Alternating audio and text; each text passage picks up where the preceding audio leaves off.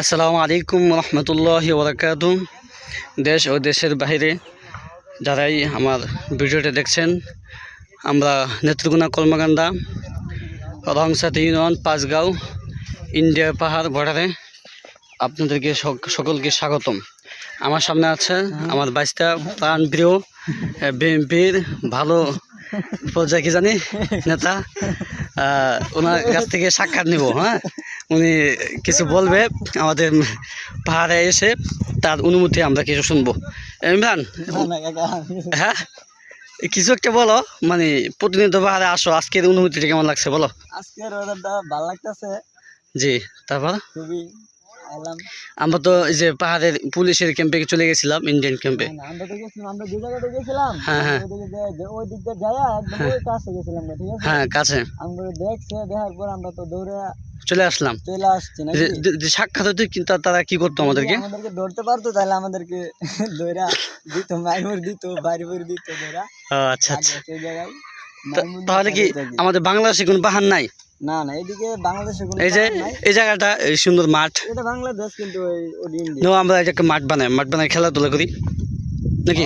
খেলাধুলা করা যাবে, সমস্যা নাই। এই যে বল, কি সুন্দর জায়গা, বিশ্ব ক্রিকেটের মাঠ হবে এখানে, বা আর্জেন্টিনার যে মাঠগুলো আছে না, ফুটবল খেলার মাঠ, এরকম হবে, ঠিক না?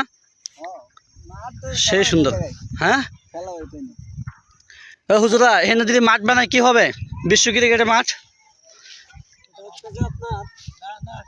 অসাধারণ প্রকৃতির মাঝে যদি একটা খেলাধুলার জন্য বাংলাদেশের একটা জায়গা পেয়ে যায়, এটা খুবই সুন্দর হবে। এবং ভারতীয়রা যদি আমাদের সাথে কোনো ধরনের গাদ্দারি না করে, তাহলে হচ্ছে যে তাদের সাথে আমাদের একটা ভালোবাসার সম্পর্ক হইল। আচ্ছা, আপনি এখানে কি প্রথম আসছেন নাকি আর এর আগে আসছেন? না, আজকে প্রথম আসছি। যে আপনি অনুমতিটা একটু বলেন, পাহাড়ের সামনে নাকি? জি, আসলে তো পাহাড় আল্লাহ তাআলার একটা নিয়ামত সৃষ্টি, খুবই সুন্দর। এখানে আসলে যে কেউই প্রকৃতির প্রেমে পড়তে বাধ্য, এখান থেকে কেউ কারোই যেতে মন চাবে না। তো আমরা উঠার চেষ্টা করছি, যদিও পাহাড়গুলো ভারতের ভিতরে পড়ছে। তো ওই যে দেখেন ক্যাম্প আছে, সেখানে বিএসএফও আছে, যার কারণে আমরা আসলে আমাদের মাকসাদ যেখানে পর্যন্ত যাওয়া কাঙ্ক্ষিত জায়গা পর্যন্ত আমরা আসলে পৌঁছাতে পারি নাই। তারপরও ভালো লাগছে মোটামুটি। যদি পুরোটা একটু করতে পারতাম, পরিদর্শন করতে পারতাম, তাহলে আরো ভালো লাগতো। আমাদের সরকার উদ্দেশ্যে কিছু বলবেন? যে সরকার আসুক, মানে সামনে নির্বাচন আছে, সরকার উদ্দেশ্য আসলে আমাদের জন্য কি করতে পারে? সরকার উদ্দেশ্য বলতে তো আমাদের সরকারের বর্তমান যিনি আছে, ইউনূস সরকার, বিদ্রোহী সরকার, আমরা তাকে এইভাবেই জানি।